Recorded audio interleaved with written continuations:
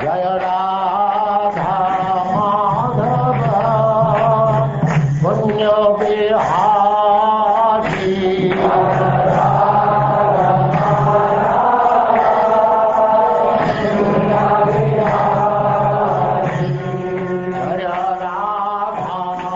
And now chapter 15, King Prithu's appearance and coronation.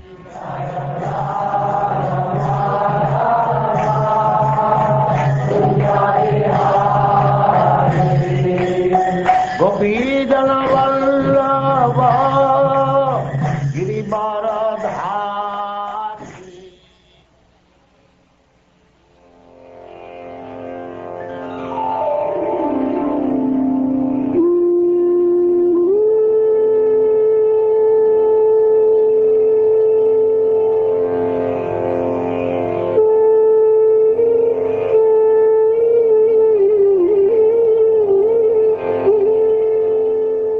The great sage Maitreya continued, My dear Vidura, thus the Brahmins and the great sages again churned the two arms of King Vena's dead body.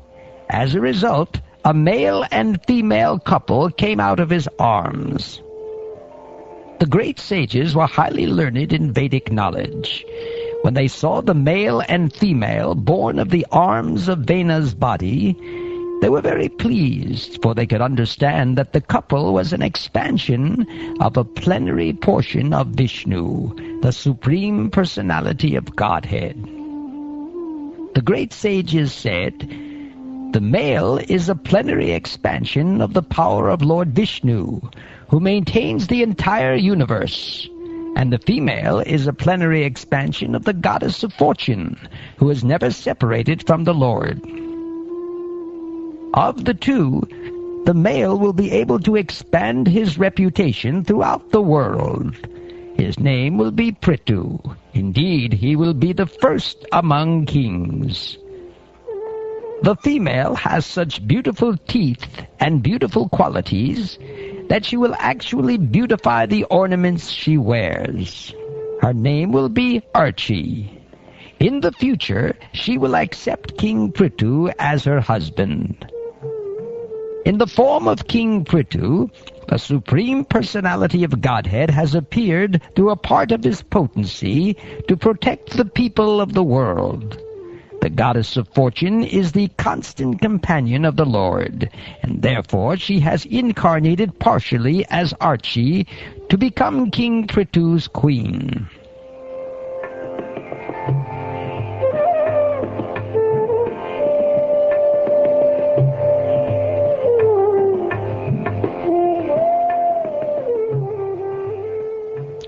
My dear Viduraji, at that time all the Brahmins highly praised and glorified King Prthu, and the best singers of Gandharva Loka chanted his glories. The inhabitants of Siddhaloka showered flowers, and the beautiful women in the heavenly planets danced in ecstasy.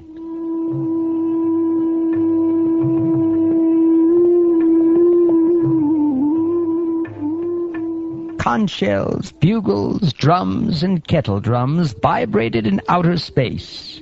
Great sages, forefathers, and personalities from the heavenly planets all came to Earth from various planetary systems. Lord Brahma, the master of the entire universe, arrived there, accompanied by all the demigods and their chiefs.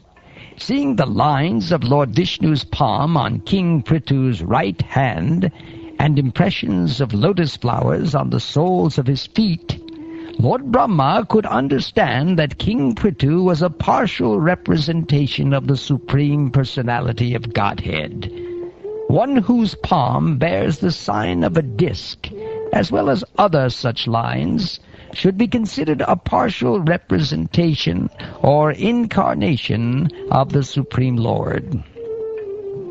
The learned Brahmins, who were very attached to the Vedic ritualistic ceremonies, then arranged for the king's coronation. People from all directions collected all the different paraphernalia for the ceremony. Thus everything was complete.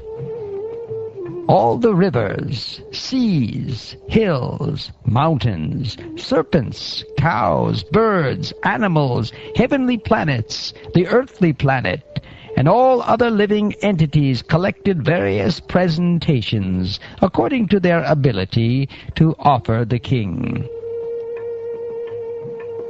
Thus the great King Prthu, exquisitely dressed with garments and ornaments, was coronated and placed on the throne.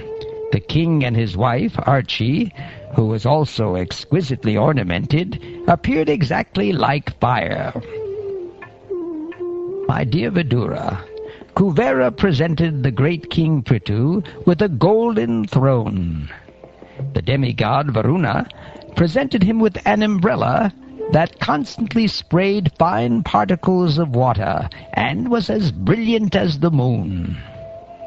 The demigod of air, Vayu, presented King Prthu with 2 whisks or chamaras of hair. The king of religion, Dharma, presented him with a flower garland which would expand his fame.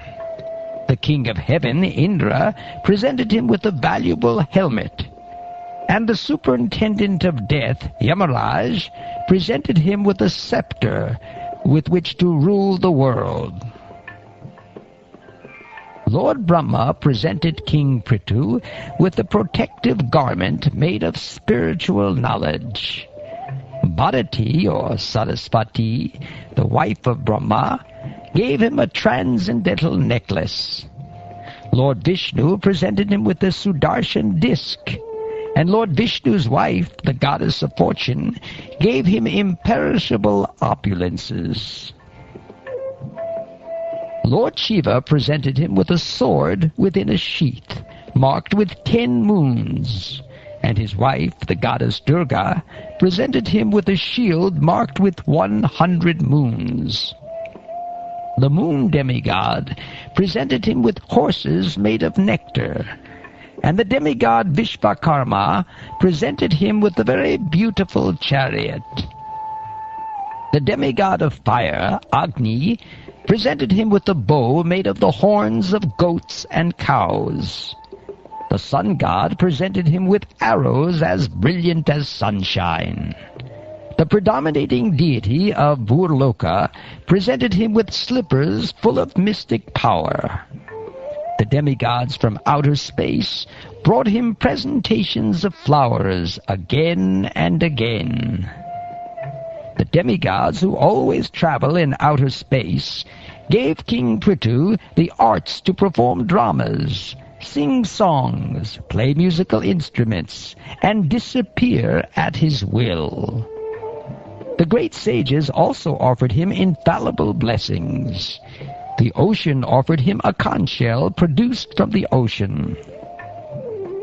The seas, mountains, and rivers gave him room to drive his chariot without impediments, and a Sutta, a Magadha, and a Vandi offered prayers and praises. They all presented themselves before him to perform their respective duties. Thus, when the greatly powerful King Prthu, the son of Vena, saw the professionals before him, to congratulate them he smiled, and with the gravity of the vibrating sounds of clouds, he spoke as follows. O gentle Sutta, Magadha, and other devotee offering prayers, the qualities of which you have spoken are not distinct in me.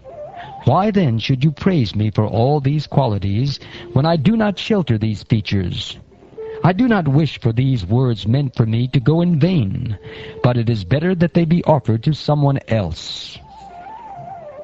O gentle reciters, offer such prayers in due course of time, when the qualities of which you have spoken actually manifest themselves in me. The gentle who offer prayers to the Supreme Personality of Godhead do not attribute such qualities to a human being who does not actually have them. How could an intelligent man, competent enough to possess such exalted qualities, allow his followers to praise him if he did not actually have them? Praising a man by saying that if he were educated, he might have become a great scholar or great personality is nothing but a process of cheating. A foolish person who agrees to accept such praise does not know that such words simply insult him. As a person with a sense of honor and magnanimity does not like to hear about his abominable actions, a person who is very famous and powerful does not like to hear himself praised. My dear devotees, headed by the sutta, just now I am not very famous for my personal activities because I have not done anything praiseworthy you could glorify. Therefore, how could I engage you in praising my activities exactly like children?